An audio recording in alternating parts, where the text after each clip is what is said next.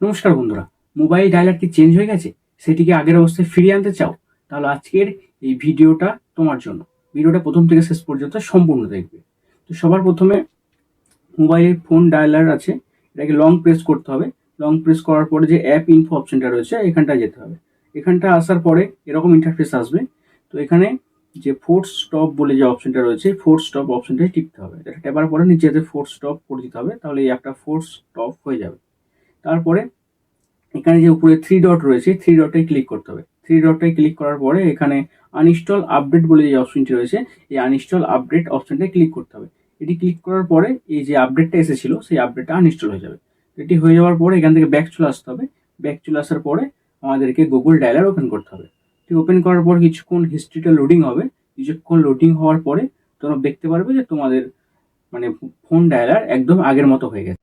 তো এই ভিডিওটা ভালো লাগলে ভিডিওটা একটা লাইক করে চ্যানেলটিকে অবশ্যই সাবস্ক্রাইব করে দেবে এরকম ইন্টারেস্টিং ভিডিও পাওয়ার জন্য।